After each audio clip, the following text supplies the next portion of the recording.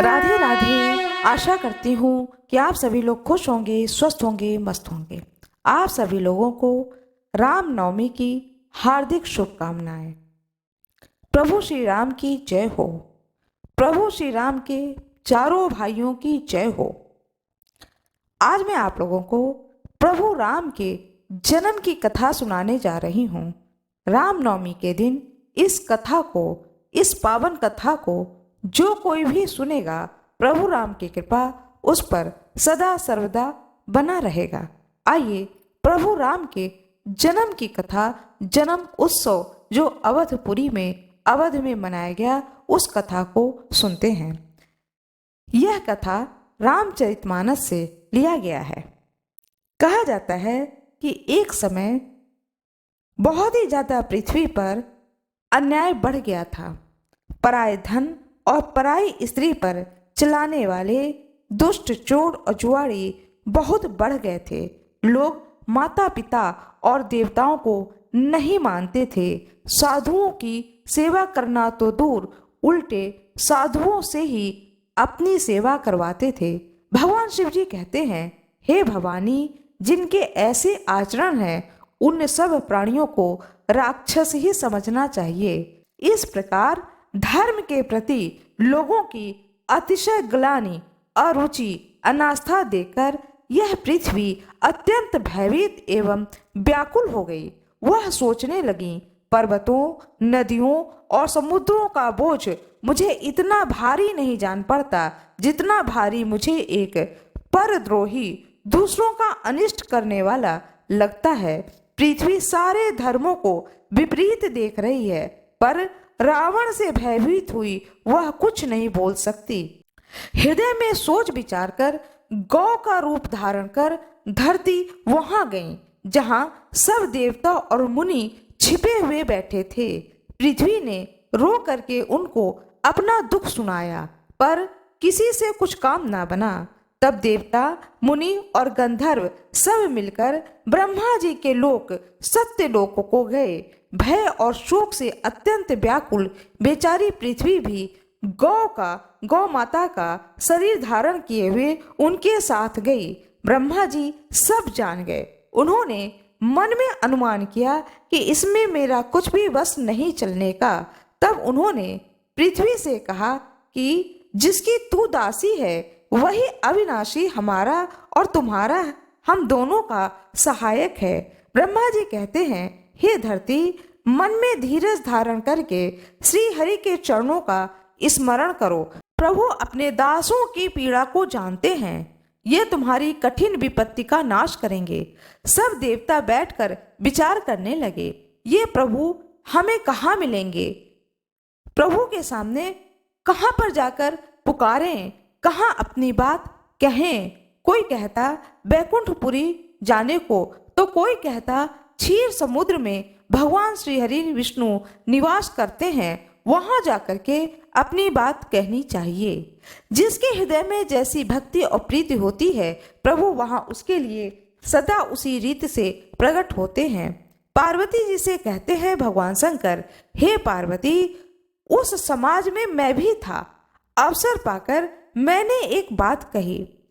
मैंने कहा कि मैं तो यह जानता हूँ कि भगवान सब जगह समान रूप से व्यापक हैं। प्रेम से वे प्रकट हो जाते हैं। देश, काल, दिशा और विदिशा में बताओ, ऐसी जगह कहाँ है जहाँ पर प्रभु न हो? मेरी बात को सुनकर ब्रह्मा जी के मन में बड़ा हर्ष हुआ। उनका तन पुलकित हो गया और नेत्रों से आंसू बहने लगे। तब ये धीर बुद्धि ब्रह्मा जी सावधान होकर के हाथ जोड़ करके प्रभु श्री हरि विष्णु की स्तुति करने लगे। जय जय सूर्य नायक, जन सुखदायक, प्रणत पाल भगवंता, गोदिज हितकारी, जय असुरारी, सिंधु सुता प्रिय कंता, पालन सुर धरनी, अद्भुत करनी, मरम न जानहि कोई, जो सहज कृपाला दीन दयाला, करहूँ अनुग्रह सोई। जय जय अविनाशी सब घटवासी व्यापक परमानंद अविगत गोतीतम चरित पुनीतम माया रहित मुकुंद जहि लाग विरागी अति अनुरागी विगत मोह मुनि वृंदा निशि बासर ध्यावहि गुणिगण गावहि जयति सच्चिदानंद जहि सृष्टि उपाय त्रिविध बनाई संग सहाय न दूजा सो करहूँ अघारी चिंत हमारी जाने भगति न पूजा जो भव भय भंजन मुनि मन रंजन गंजन विपति बरूथा समन बच क्रम बानी छाड़ सयानी शरण सकल सुर जूथा शारद श्रुति शेषा ऋषय अशेषा जा कहूँ कोई नहीं जाना जय दीन पियारे वेद पुकारे द्रवहूँ सो श्री भगवान भव बारिद मंदर सब विधि सुंदर गुण मंदिर सुख पूंजा मुनि सिद्ध सकल सुर परम भय आतुर नमत नाथ पद कंजा।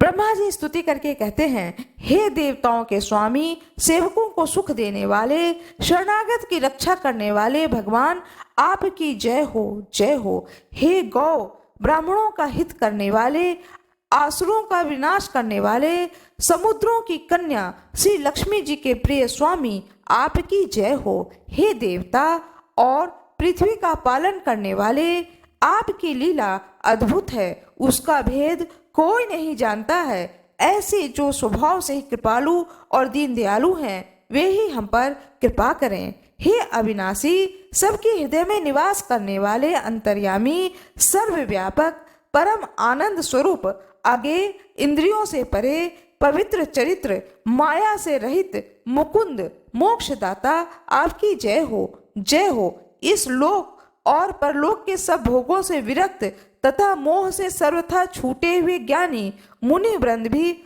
अत्यंत अनुरागी बनकर जिनका रात दिन ध्यान करते हैं और जिनके गुणों के समूह गान करते हैं, उन सच्चिदानंद की जय हो। जिन्होंने बिना किसी दूसरे संगी अथवा सहायक के अकेले ही स्वयं अपने को त्रिगुण रूप ब्रह्मा विष्णु शिव रूप बनाकर अथवा बिना किसी उपादान कारण के अर्थात स्वयं ही सृष्टि का अभिन्न निमित्त पादान कारण बनाया है, 3 प्रकार की सृष्टि उत्पन्न की है, वे पापों का नाश करने वाले भगवान श्री हरि विष्णु हमारी सुध लें। हम न भक्ति जानते हैं और न ही पूजा।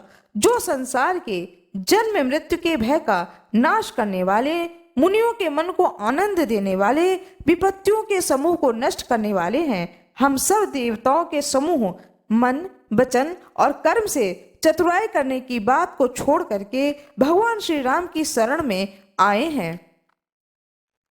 सरस्वती, वेद, शेष जी और संपूर्ण ऋषि कोई भी जिनको नहीं जानते हैं, जिन्हें दीन प्रिय हैं, ऐसा वेद पुकार कर कहते हैं, वे ही श्री भगवान हम पर दया करें। ये संसार रूपी समुद्र मथने के लिए मंद्राचल रूप सब प्रकार से सुंदर गुणों के धाम, सुखों की राशि, हे नाथ, आपके चरण कमलों में मुनि, सिद्ध और सारे देवता भय से अत्यंत व्याकुल होकर के नमस्कार करते हैं।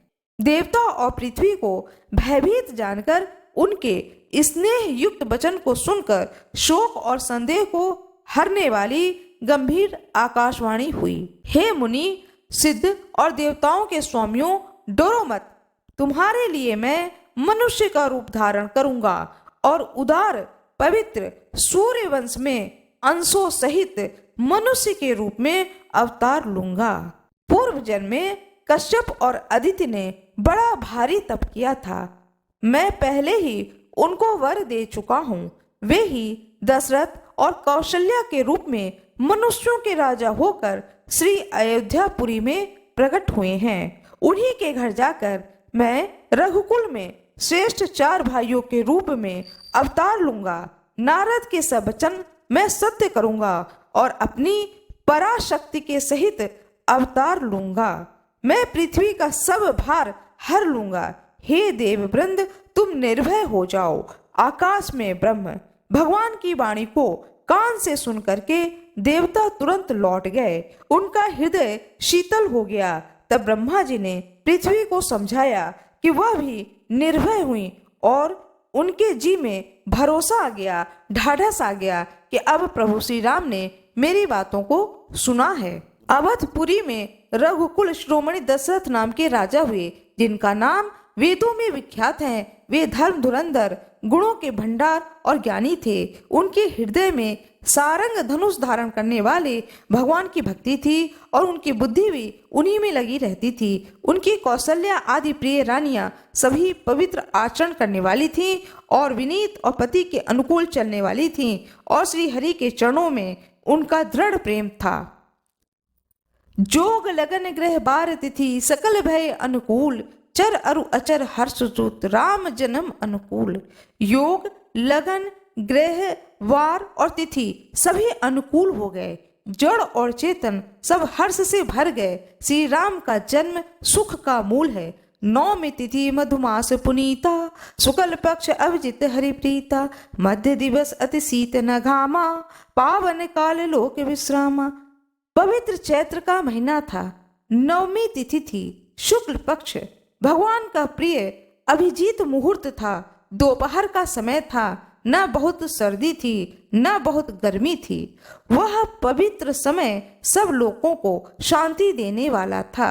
शीतल मंद और सुगंधित पवन बह रहा था। देवता हर्षित थे। संतों के मन में बड़ा चाव था। वन में फूल खिले हुए थे। पर्वतों के समूह मणियों से जगमगा रहे थे। सारी नदियां अमृत की धारा बहा रही थीं। सभी देवी देवताओं को पता चल चुका था कि भगवान प्रकट लेने वाले हैं, भगवान का प्राकट्य होने वाला है। सभी लोग उस अवधपुरी के वायुमंडल में, आकाश मंडल में अपने अपने वाहनों के साथ में आकर के खड़े हो गए और अपने हाथों में पुष्प ले गए। अपनी अंजलियों में पुष्प को सजा करके खड़े हो गए। आकाश में घमाघम नगाड़े बजने लगे। नाग मुनि देवता स्तुति करने लगे और इसके बाद में देवताओं के समूह ने विनती करके अपने लोक में जा पहुंचे। समस्त लोगों को शांति देने वाले भगवान प्रभु राम प्रकट हुए। मास दिवस कर दिवस भा, मरम न जाने कोई, रथ समेत रवि था क्यों, निशा कवन विधि हुई। कहा जाता है कि महीने भर का दिन हो गया था। इस रहस्य को कोई भी नहीं जानता था। सूर्य भगवान अपने रथ सहित वहीं अवधपुरी में रुक गए थे। जब सूर्य भगवान वहीं अवधपुरी में रुक गए तो फिर तुलसीदास जी कहते हैं कि फिर रात किस तरह होती, यह रहस्य किसी ने नहीं जाना। सूर्यदेव भगवान श्री राम का गुणगान करते हुए चले। यह महोत्सव देखकर देवता, मुनि और नाग अपने भाग्य की सराहना करते हुए अपने अपने घर को चले। भगवान शंकर पार्वती जी से कहते हैं, हे पार्वती, तुम्हारी बुद्धि श्री राम जी के चरणों में बहुत दृढ़ है, इसलिए मैं और भी अपनी एक चोरी छिपाओ की बात कहता हूँ, सुनो। कागभुसुंडी और मैं दोनों वहां पर साथ साथ थे, परंतु मनुष्य रूप में होने के कारण हमें कोई भी नहीं जान सका और उस उत्सव का परम सुख और आनंद को प्राप्त करते हुए हम लोग उन्हीं गलियों में घूमते रहे और उस शुभ चरित्र को जान सके जिस पर श्री राम जी की कृपा होती है। वही इस शुभ दिन को, शुभ घड़ी को आनंद प्राप्त करता है। भगवान श्री राम के प्राकट्य की यह सुंदर कथा मैंने आप लोगों को सुनाई है। आशा करती हूँ कि आप लोगों को यह कथा बहुत ही अच्छी लगी होगी। प्रभु श्री राम की जय हो। प्रभु राम के सारे चारों भाइयों की जय हो। सभी ऋषि मुनियों की जय हो। दिव्य ऋषियों की जय हो। अदृश्य ऋषियों की जय हो। सभी देवी देवताओं की जय हो। अवधपुरी में जो जन्म उत्सव मनाया गया, उस जन्म उत्सव को जिन जिन देवी देवताओं ने अपनी आंखों से देखा, भगवान सूर्य को नमस्कार है और सभी देवी देवताओं को नमस्कार है। और उस वक्त जो भी इस पृथ्वी लोक पर मनुष्य थे उन लोगों को भी नमस्कार है जिन्होंने अपनी आंखों से भगवान श्री राम के दर्शन किए। आशा करती हूँ कि आप लोगों को यह कथा बहुत ही अच्छी लगी होगी। आप लोगों को यह कथा अच्छी लगी हो तो कृपया वीडियो को लाइक करिएगा, चैनल को सब्सक्राइब करिएगा, बेल आइकन दबाना ना भूलिएगा। आप लोगों का बहुत बहुत धन्यवाद। कृपया कमेंट बॉक्स में जय श्री राम अवश्य लिखिएगा।